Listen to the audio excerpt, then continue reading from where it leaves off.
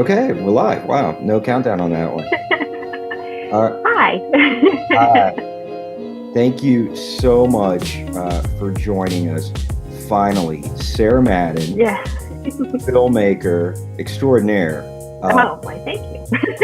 Film, The Audition, which you wrote and directed and co-produced with Samantha Shada, a previous Play It Forward interview who nominated you, is awesome. Thank you. Thank you. Ridiculous. I really enjoyed it. I mean, certainly quite topical. When did you make that? We made it December, but it's adapted from a book called The True Life Story of Jody McKeegan, which was written in the early mid. So, and then in like 2014, 2015, something like that. So, you know, it's definitely a subject matter that has been just in the world for decades, you know, centuries maybe. And we just happened to make it at a very specific time. So let's get into the first question, which is, why as an artist did this work speak to you and inspire you? Well, I've thought a lot about that since I first decided to make the short. And I think it's because that the female character in the short, her name is Jody in the novel. She's in her mid-30s, and she's never acted in anything. She's always wanted to be an actor, but she's never gotten a part in a TV show or anything like that. So this is like her one shot to make it, this one audition with this producer. She's desperate, mid-30s, no prior work. Yeah, this is like, if there was any shot to have, this is it, and there might not be another one after it. Mm-hmm. So she goes in there and gives it all she got. She gives it all she has. And I don't know, maybe I think that just resonated with me because I am in my late 30s and I haven't shot a film since I was in my early 20s. So this is my one shot. I might as well go in here and give, like, I felt her. yeah, you can resonate with her. Well, I'll tell you, anybody who's, I just hit 40 3 years ago. I was gonna say like last week or something, but it feels like it. And the older you get, I think, your dreams are kind of more, they're ahead of you in your 20s or whatever. And you're like, oh yeah, that'll happen. I can, it's time. And then you're like, wait, time's running out, man. And it may not happen. And so how do you deal with that if it doesn't happen? Like what, who, what, where, why are you? And that could be earth shattering. Right. And I think, I think that the point of view, like as a kid, right, growing up and looking at adults, and I was always the kid who looked at adults and didn't like them. I don't know if I was turned on to Holden Caulfield at an early age or something, but that's what basically I related to. I thought everybody was a phony. And, I see now as an older person, adult, whatever, that, a lot of people are just broken, and they've been broken for so many reasons, and they just are hiding their brokenness. And one of a great thing to break is, the non-realization of your dreams. So I think what I'm trying to say is everyone can relate to that feeling of desperation in one way or another, which is a universal theme. So I guess, it's kind of like, the question is it answered? The next question is, what were you trying to say, with that, in reconciling or in dealing with that universal theme? Yeah, well, I don't know if I was necessarily trying to say that, like my personal feelings, expressing it so much, but I think it ended up in the story just by the fact that I chose this particular scene about this particular character. Right, think, but I'm sorry. No, I don't know. It's hard to like explain. I don't know what I was trying to say. I think I just wanted to do it. I just wanted to make something. Yeah. And you know, of course, it's a very simple scene. It's one room. It's 2 actors. I could get it done in a weekend. It wasn't like super expensive. Like those were all parts of like what I was like. I could do all this. Sure. And I think upon reflection that it was like a kind of exorcising this like weight of not producing creatively. Okay, yeah. So totally, I could totally get why it resonated, why, you know, how you related with it, and why it speaks to you. And then in retrospect, just looking at the film, right? What is the message of the film? What is the film saying? Because it's saying a lot. Yeah, I guess it depends on. I could see the like a Me Too angle. I could see just a Jodie, the woman, stepping into her power. I guess this audition is the moment where she really becomes an actress.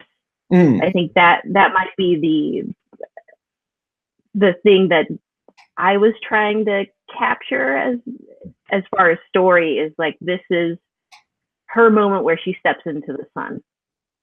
And yeah, because so that's that's the main thing. I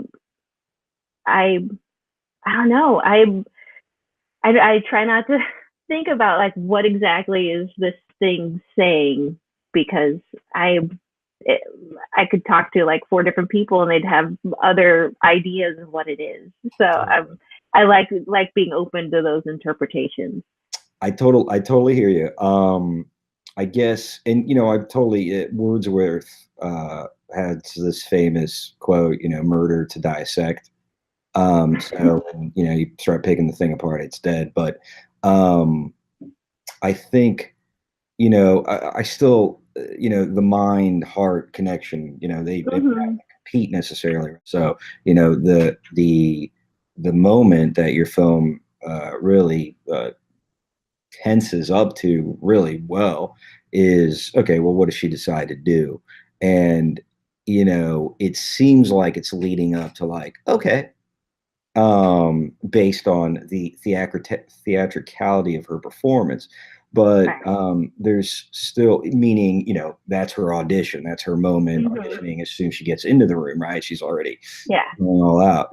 But is that, you know, is that, I guess, the essential like, you know, that piece of taking advantage of yourselves, others taking advantage of you, each other, you know, just in general, what are your thoughts of that as it relates to this movie? That's really interesting. I maybe would put it as like seizing opportunity more than taking advantage. Because the producer, he definitely is attracted to her and he wants her. And it's almost as if the audition is secondary to that want of his. And for her, she knows, at least I hope it comes across, that she knows that he has a hot for her. But she's going to seize the opportunity of this audition, and the romantic angle is like an extra. but using that attraction to her advantage to get what she wants. So assuming, like, right, this plays out to its natural conclusion in terms of the chain of events. So, all right, she goes out to dinner with him, she sleeps with him, she gets the part. Yes, but and then in the novel it's more complicated, but that's essentially what happens. So if that's what happens, then are you saying that is her being self-empowered, or is that her taking advantage of herself? I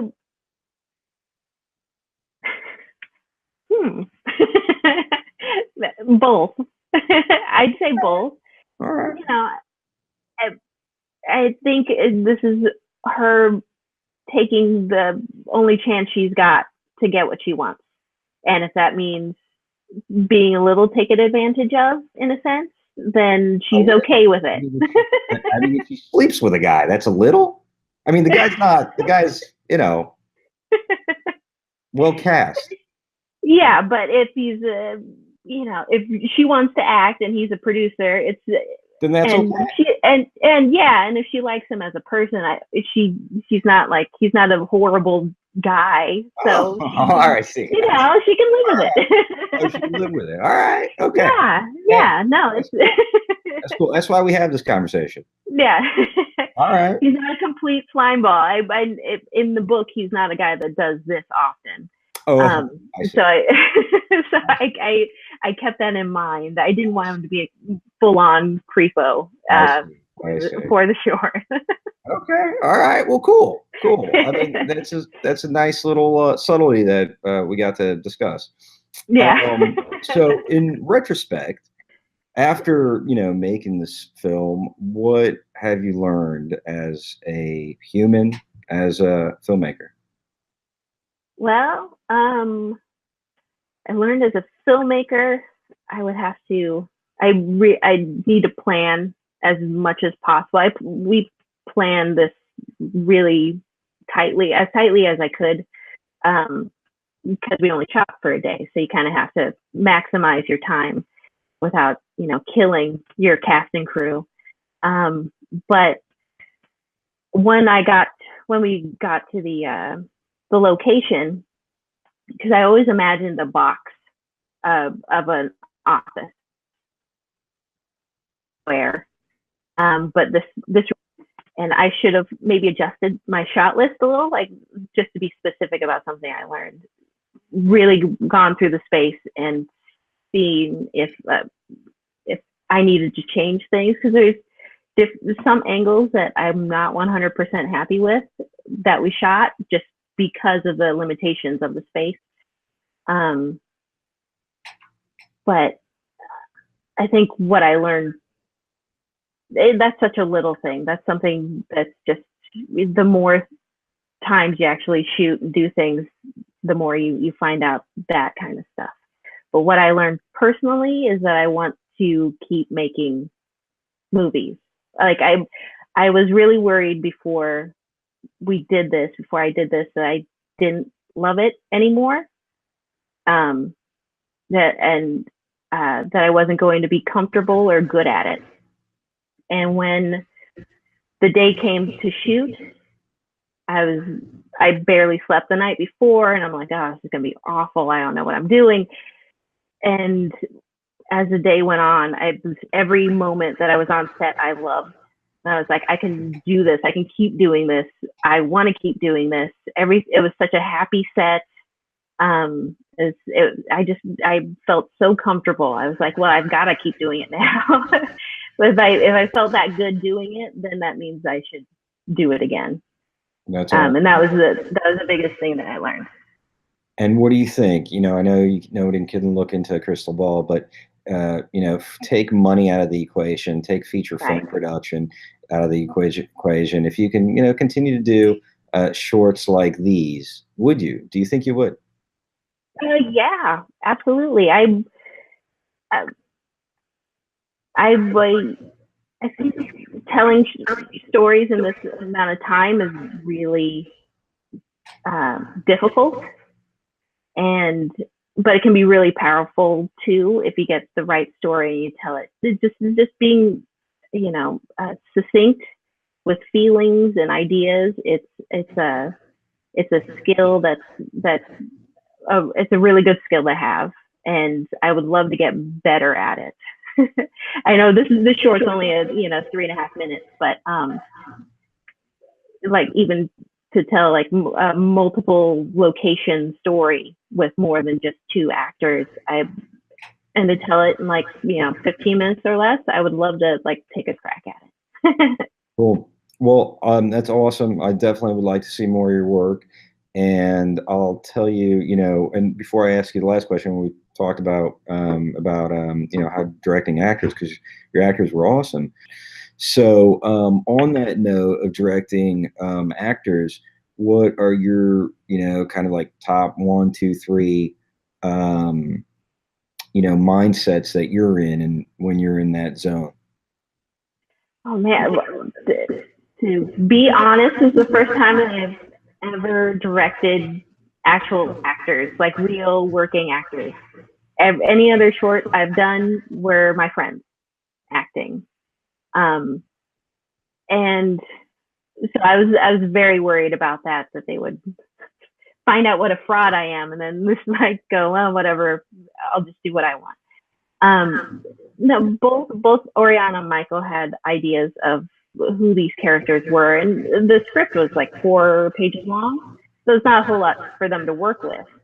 But they had strong ideas, and I just kind of gave them room to breathe in what they wanted to do.